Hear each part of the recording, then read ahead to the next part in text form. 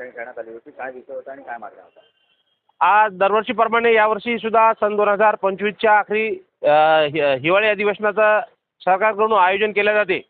दरवर्षी आमचा दलित, आदिवासी, भूमिहीन, ओबीसी, गरीब मराठा यांच्या ताब्यात असलेल्या ज्या जमिनी आहेत त्या जमिनी नियमानुकूल झाल्या पाहिजेत यासाठी सरकारनं धोरणात्मक पद्धतीचा शासन निर्णय निर्गमित करावा अशा पद्धतीची मागणी आमची दरवर्षी चालू आहे. परंतु यावर्षीचं नागपूरचं हिवाळी अधिवेशन घोषित होण्यापूर्वी आमच्या मागणीवर सरकारने भूमिका स्पष्ट करावी अशा पद्धतीचं निवेदन आम्ही आज सन्माननीय महसूल मंत्री चंद्रशेखर बावनकुळे साहेब यांना दिलेलं आहे. त्याच धर्तीवर गडचिरोली जिल्ह्यामध्ये क्रांतीवीर बाबूराव शेळमाके आदिवासी गोंड समाज संघटनेचे संस्थापक अध्यक्ष माणिकराव शेळमाके यांचं दुर्दैवी निधन झालं.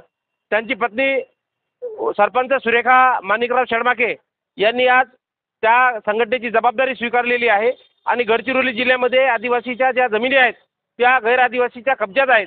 सदर जमिनी मुक्त करण्यासाठी त्यांनी सुद्धा आज गडचिरोली जिल्ह्याचे सहपालकमंत्री आशिषजी जयस्वाल साहेब, त्यानंतर मुख्यमंत्री देवेंद्र फडणवीस यांच्याकडे ती मागणी केली. त्या मागणीचा खुलासा करण्यासाठी सुरेखा माणिकराव शेळमाके यांनी सुद्धा पत्रकार परिषदेमध्ये आपली भूमिका स्पष्ट केलेली आहे. माणिकराव शेळमाके 2 महिना झाला निधन झाला. हे जबाबदारी माझ्यावर ठेवून गेला. वन हक्क पट्टीच्या कामासाठी काम करत होता.